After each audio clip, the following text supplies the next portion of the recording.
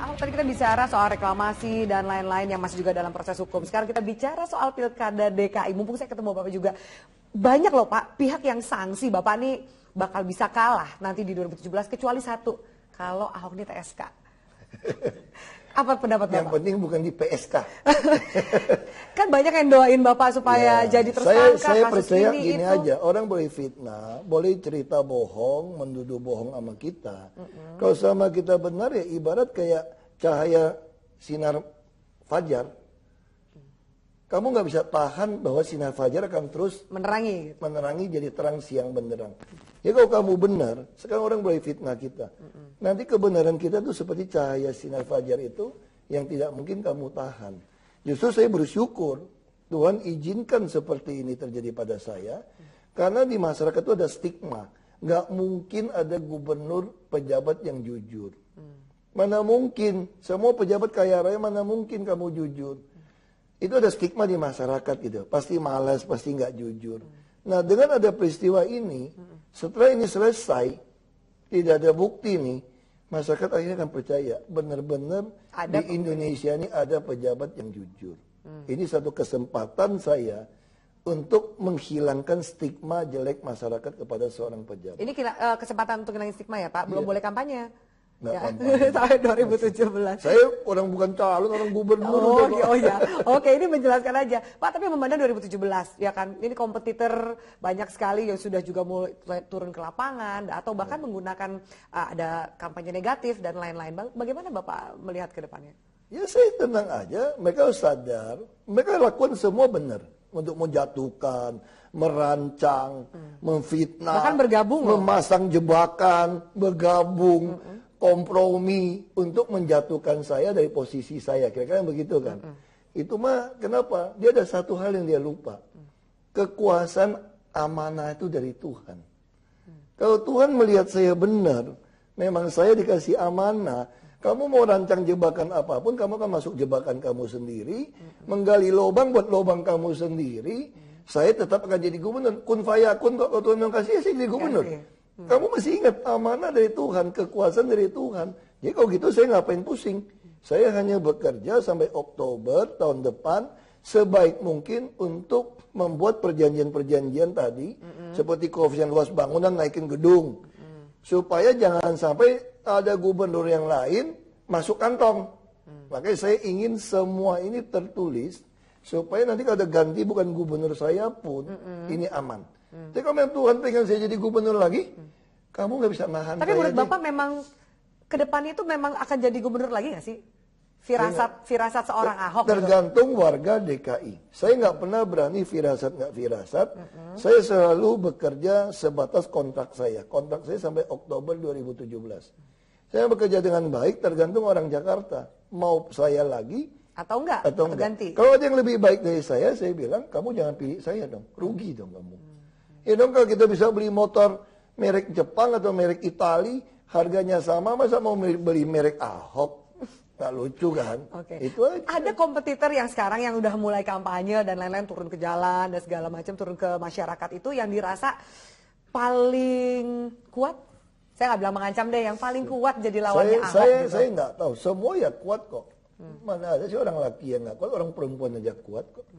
Saya kira biar aja, namanya juga orang mau nyalon. Kalau mau nyalon kan tentu dia mesti sosialisasi, keliling kemana-mana, biar masyarakat bisa kenal, bisa tahu, ya kan? Ya, mau saya ajarin aja kalau mau pintar, datang ke masyarakat itu sampaikan program, bukan jelek-jelekin si Ahok, ajakin si Ahok. Kalau pas kebetulan yang udah merasakan Ahok jadi gubernur berbeda, kan dia dalam hati malah sebel sama kamu. Kasihan kan? Mendingan lu baik-baikin. Dijelek-jelekin paling apa yang menurut Bapak paling mengganggu sih? Aku sih biasa aja. Aku selalu bersyukur karena aku percaya kamu mengutuki saya pun Tuhan akan ubah untuk memberkati saya. Doa orang banyak akan memberkati saya. Karena saya kerja benar kok. Saya tidak terima suap, saya tidak berpihak sama siapapun. Saya sudah bilang saya bisa buktikan harta saya dari mana, biaya hidup saya dari mana, pajak saya bayar dari mana. Saya sudah bilang, saya malah selalu mendorong siapapun mau jadi gubernur kepala daerah harus melakukan pembuktian terbalik hartanya. Itu undang-undang pasal yang saya mau bikin waktu saya di Komisi 2. Saya pengen ada pasal yang mewajibkan siapapun mau di kepala daerah harus membuktikan, karena sudah ada ratifikasi konvensi PBB melawan korupsi di Undang-Undang Nomor 7 tahun 2006 ditandatangani oleh Pak SBY.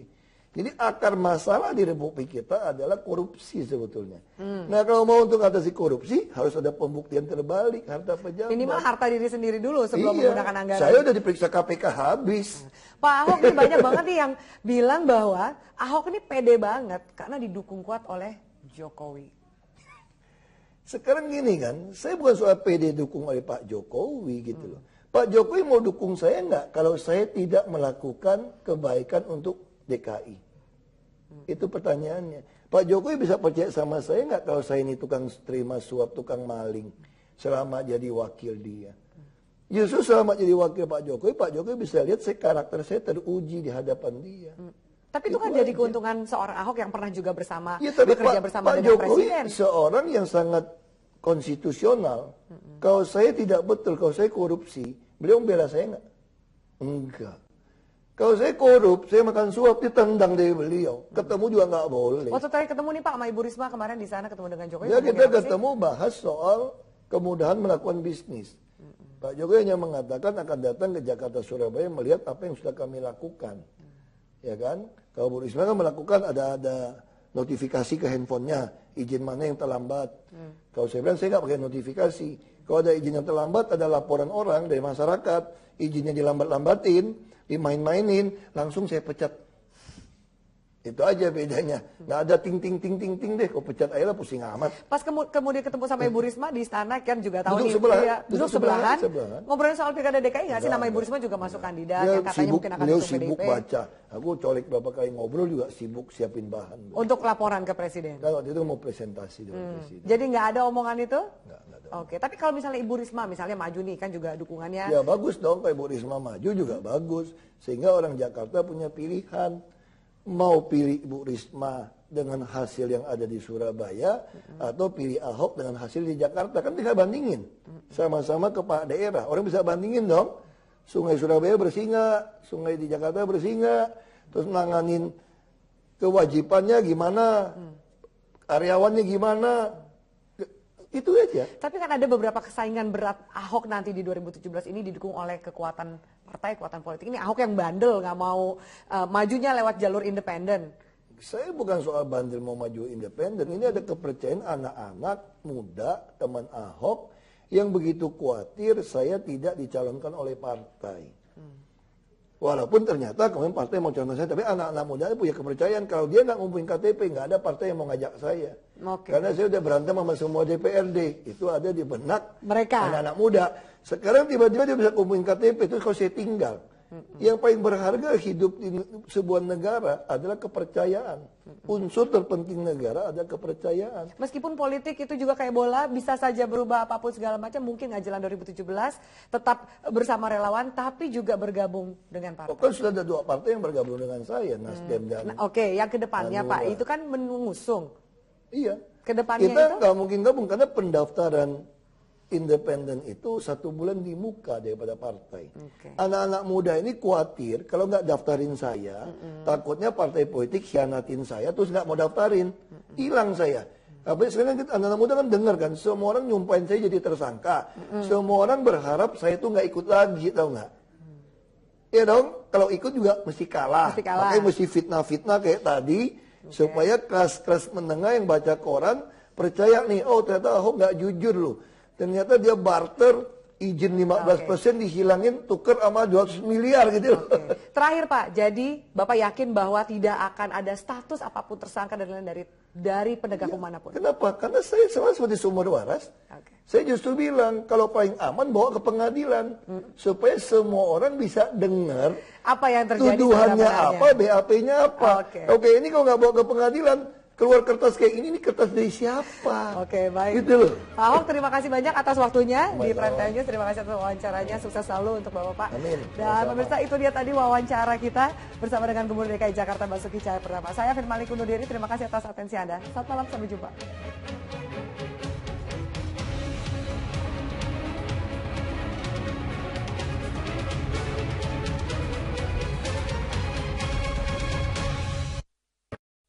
Baik pemirsa, terima kasih. Kita lanjutkan masih bersama dengan Pak Ahok. Pak Ahok, tadi sebelum jeda, boleh kita lihat kertasnya lagi Pak Ahok. Ini kan ada yang tadi Anda tampilkan ke pemirsa kita. Ya, ini ada soal penertiban Kalijodo, ya. Angkanya ini 6 miliar sudah dibayarkan. Nah Pak, saya mau konfirmasi, barter ini kan angkanya termasuk hitungan barter. Barter ini terkuak dari BAP tersangka, Pak, di PT Agung Podomoro, Arisman Wijaya, 6 miliar atas permintaan Ahok. Katanya bahkan ada memo yang ditemukan oleh penyidik KPK, permintaannya dari Bapak. Makanya pertama, waktu saya dipanggil KPK tidak pernah menanyakan itu. Waktu Selasa kemarin dipanggil nggak ada pertanyaan tidak ada ini. pertanyaan itu. Memang ada memo coretan, bukan memo, itu di atas kertas proyek kerja. Jadi kalau kita pemerintah kan ada hitungan teknis. Nah saya nggak mau keluar duit, ini dari mereka. Jadi mereka sodorkan tanya kepada saya, Pak setuju nggak kita membuat jalan inspeksi di sini? Kalau ada Bapak coret-coret tangan dong. Coret-coret tangan supaya apa? Supaya nanti kalau begini udah selesai kerja, kan masih serah terima. Nah, si coret tangan saya tulis sesuai aturan. Kenapa? Setelah jadi, yang nilai kerjanya appraiser, bukan harganya dia loh. Nah, ini saya nggak tahu sama kontraktor kenapa masih ditahan sisa 173 miliar. Jangan-jangan dia takut begitu di appraiser harganya lebih beda. murah. Kalau lebih murah pasti mungkin Podomoro nggak mau bayar kontraktornya. Karena hasil appraisernya lebih murah. Nah, yang saya bingung, Kalijodo ini nggak ditanyakan kenapa ada di tulisan 6 miliar Kalijodo. Kalau Kalijodo, penertiban Kalijodo itu tidak bisa masuk ke dalam kontribusi kewajiban. Dan ini kan disebut kontribusi tambahan. Ya, bukan CSR. Bukan CSR. Jadi 6 miliar ini nggak boleh CSR juga. Jadi gimana mau appraiser penertiban 6 miliar? Nggak bisa. Makanya saya juga bingung. Saya yakin saya sudah ketemu KPK dipanggil 2 kali, kasus sumber waras dan kasus reklamasi. Saya lihat mereka tuh profesional sekali, nanya segala macam gitu loh. Tidak ada keluarkan kertas ini sama sekali. Makanya saya juga bingung kok bisa keluar di media soal ini. Dan lebih gawatnya lagi, seolah-olah Ahok ini kontraktor yang ngerjain Kali Ciliwung, ngerjain Mukofat. Udah terendus belum sih ini datangnya dari mana kalau misalnya Bapak tahu, saya cuma lihat berita. Salah satu koran masuk berita, saya nggak tahu. Karena koran itu menulis, dia mendapat ini dari informan penyidik KPK. Tapi Pak, kalau kita lihat ini kan Arisman ini kan dirut loh Pak. Mungkin juga nggak sembarangan ngomong. Pasti ada datangnya. Sekarang masalahnya, kita ada nggak berita acara yang mengatakan dirut itu ngomong? Kalau kita ditanya KPK, harusnya KPK manggil saya. Untuk klarifikasi kan? Ini ada BAP saya dengan Arisman. Menyatakan dia kasih Anda 6 miliar. Nggak ada. Itu yang saya bingung. Nah sekarang yang mengatakan, sekarang saya tanya nih. Kamu dapat tulisan ini BAP. Banyak koran semua hari ini juga nggak soal itu kan? Itu yang saya bilang. Makanya saya klarifikasi ke Bapak. Makanya saya bilang, bisa nggak keluar BAP dari KPK? Ya kan? Itu saya tanya, makanya sekarang saya juga bingung. Kok KPK bisa bocor tersangka? Kalau dia bilang tersangka, itu kopinya mana? Pas sekali saya klarifikasi, benar nggak Podomoro itu juga kasih 200 miliar? Ini yang dibilang, bukan 200 miliar. Dia udah menyerahkan ini 200 miliar. Kalau 200 miliar kasih ke saya mau nyimpan di mana? Perusahaan cangkang mungkin Pak? Nah, mungkin titip sama kamu ya tentu ya. Saya nggak ikutan. Makanya sekarang saya tanya ini. Sekarang ini barang diserahkan nggak ke DKI? Nah, saya kasih contoh ya. Kalau dikasih ke pribadi saya, bisa nggak di berita acara serah terima serahkan ke DKI? Jadi semua pekerjaan ini diserahkan ke DKI loh, ada BAST loh. Dan dia menggunakan appraiser dari Dori Siregar dan penilaian bangunan Rusunawa Jalan Muara Baru 4 tower. Jadi nilai yang kami masukkan dalam buku di DKI sesuai dengan penilaian appraiser. Jadi sekarang, kalau kamu udah lihat ada bukti ini, menerima rusun tadi ya, ini ada rusun kan, yang duit ini ada rusun. Artinya apa? Ini, judul ini, harusnya kontribusi tambahan kepada Ahok atau kepada Pemda DKI. Kalau kepada Ahok, berarti Ahok dong yang membangun rusun dan mogot. Sedangkan dari appraisal di sini, ke Ahok atau ke mana? Nah, kalau dia bilang ini duit kasih ke Ahok, mungkin nggak nyerahin dan mogot ke Pemda DKI. Oke. Berarti harusnya ada double dong. Kalau ada duit ke Ahok, harusnya ini ada duit Ahok 200 miliar, terus ada rusun dan mogot 90 miliar lagi dong. Oke, Pak Ahok ini kan tarik ulurnya soal 5%, 15% bangun di awal segala macam itu. Boleh saya tahu nggak sih alotnya diskusi sama pengembang tuh sebetulnya kayak begini, gimana sih Pak? kita sejak banjir awal 2013, sebetulnya kita sudah ketemu pengembang. Kalian kan mau bangun pulau, bantu dong kami mengatasi banjir di daratan. Kasih kontribusi tambahan. Waktu itu pengembang bilang, gimana kalau 1 juta per meter? Saya bilang, bukan suatu kekecilan kebesaran bos. Nanti orang tanya sama saya, kenapa nggak minta 2 juta? Oh, kalau 2 juta itu kita akan pikir-pikir. Kamu kasih 2 juta juga saya takut. Nanti orang akan tanya lagi Kenapa sama nggak saya, 3 juta? kenapa nggak 3? Kenapa nggak 4? Makanya saya bilang lebih baik kita pakai hitungan konsultan untuk menentukan berapa persen. Itu pengembangnya yang waktu ketemu siapa aja nih Pak? Oh, kita lengkap. Termasuk juga Agung Podomoro? Termasuk Agung Sedayu semua ada. Termasuk yang dari BUMD, kecuali dari Pelindo nggak ikut. Lalu waktu itu kita bikin kan, waktu itu bikin kayak gini, yang datang cuma 4. Itu pun Ancol dan Jakpro punya kami. Intilen datang sama Muara Wisesa. Di situ kita buat perjanjian di sini bahwa mereka harus melakukan. Nanti udah selesai pakai perhitungan menurut Satuan Kerja Perangkat Daerah. Lalu kalau pertanyaan begini, dia bilang kalau kami kelebihan gimana? Kalau dari selisih nilai kami kerjain lebih banyak daripada kewajiban gimana? Gimana baliknya? Saya bilang nggak mungkin. Kamu hitung aja kalau 250 hektar kali 1 juta ada 2,5 triliun. Kalau kali 2 juta yang kamu masih mikir-mikir sudah 5 triliun. Oke lah, gunakan harga yang kamu setuju 1 juta. 2,5 triliun. Nah, kamu cuma ngerjain proyek 200-300 miliar. Jauh banget bos masih. Jadi nggak usah takut rugi gitu? Iya nggak usah takut rugi, tapi memang cash flow-nya, dia bilang bagaimana cash flow kami. Kan pulau kan belum jual, masih reklamasi. Ya sudah Anda atur saja. Nanti lebih mahal dong, kamu juga jual tanah kan lebih mahal. Makanya saya bilang kali NJOP.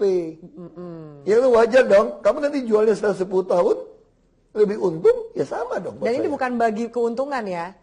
Bukan hitungan dari keuntungan. Hitungannya dari keuntungan atau Tapi NJOP? gini, Bisa dijelasin nggak tuh Pak? Jadi sebetulnya tuh proyek Ancol Barat ada presiden, itu bagi dividen ke Pemda itu 30%. Berarti seolah-olah bagi untung 30-70. Iya. Tapi kalau bilang bagi untung, nanti kamu bohongin saya untung kamu kecil gimana? Makanya saya kalau gitu cari formulanya. Untung 30%, kalau di NJOP kan berapa? Dapatlah 15%. Jadi saya nggak mau tahu kamu bohongin saya untung 10 atau untung 100. Pokoknya 15%. Pokoknya kalau kamu ada jual, NJOP kan kamu tentuin. Kamu juga bisa bohongin saya dong jual tanah murah atau mahal. Saya nggak mau tahu. Tapi kalau NJOP bilang 30 juta, kali 15%, pokoknya 4,5 juta buat Pemda. Buat bayar kontribusi tambahan. Jadi kalau kayak gitu, masuk akal nggak kita ngebarter 200-300 miliar, ngilangin 15% kali NJOP. Bodoh sekali Pemda DKI. Itu ya bodoh banget. Bodoh sekali Pemda DKI. Nah Pak, tapi ini kita nggak mau ngomongin soal Pemda DKI ya Pak. Saya masih punya waktu untuk Bapak. Saya mau klarifikasi banyak hal. Usai jeda berikut ini Pak Ahok ini kan jadi pemberitaan urusan sumber waras, reklamasi dan lain-lain sampai urusan pilkada 2017, ya kan? Berasa digebukin nggak sih Pak dengan berbagai kasus Bapak katakan ini fitnah saya nih, ya kan? Dijawab ntar ya Pak. Usai jeda berikut ini pemirsa. Kita lanjutkan apa kata jawaban dari Ahok. Tetaplah bersama kami di Prime Time.